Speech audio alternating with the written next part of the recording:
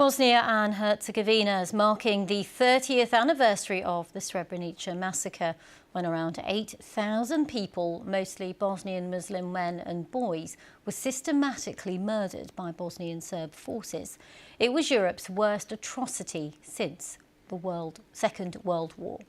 Well, our correspondent Guy Delaunay is at Srebrenica at the memorial.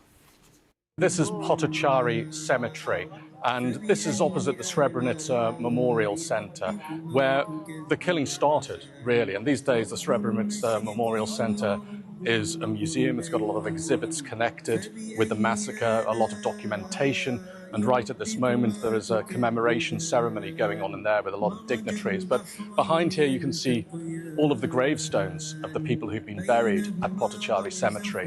And they're among the 8,000 people who were murdered during the Srebrenica massacre. And among these graves, there have been 7 graves freshly dug, ready for today's commemoration. And that's because 7 people have been identified over the past year as victims of the Srebrenica massacre, and they will be laid to rest today in a funeral ceremony. And that's going to be the heart of these commemorations, that every year we've got a few more people identified and laid to rest in Potocari Cemetery. And it means that their families can find some sort of peace at last. But as you can see, tens of thousands of people are coming here to pay their respects. It's not just important for the family members of the victims of the Srebrenica massacre, but an awful lot of other people in Bosnia and Herzegovina as well want to remember. And the phrase is "remember Srebrenica." You see that everywhere. People do want to remember.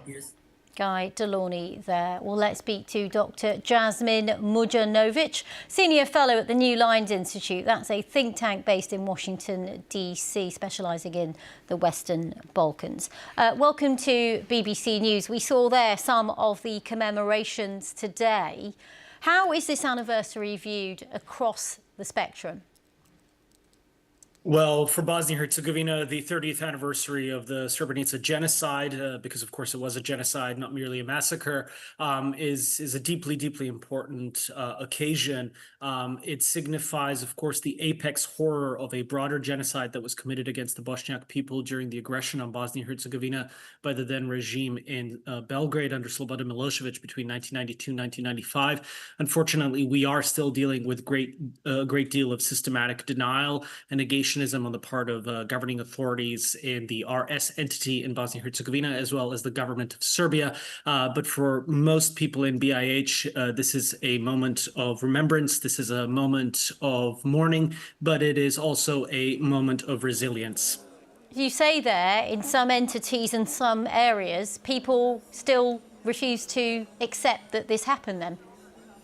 That's right. Unfortunately, in the smaller entity in Bosnia and Herzegovina, which is unfortunately where most of the Serb populace lives today, as well as in Serbia, we still have a very hardline political commitment to negationism, to revisionism, and also increasingly, unfortunately, to genocide triumphalism. So what we've seen over the last few years is not merely that the facts of the genocide in Bosnia and Herzegovina and Srebrenica are denied by authorities in Belgrade and Banja Luka, but in fact that the perpetrators are celebrated and glorified.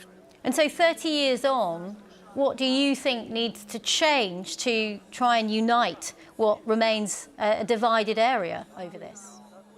Well, there's a categorical commitment on the part of the people of Bosnia and Herzegovina to build a better future for themselves. This obviously requires greater assistance on the part of, in particular, the European Union, but the international community more broadly, in particular, to bring Bosnia and Herzegovina's constitutional regime in line with the European Convention on Human Rights, as well as binding rulings by the European Court of Human Rights. We still have one of the most hardline sectarian regimes, a deeply illiberal regime in Bosnia and Herzegovina, and it is very difficult to imagine lasting peace and reconciliation taking place under such circumstances. OK, thank you very much for sharing your thoughts on that story. Jasmine Mujanovic, speaking to us from the New Lines Institute in Washington, D.C. I think we can take you to live images as the remembrance continues on. Those images there, of course, marking 3 decades on since the Srebrenica massacre.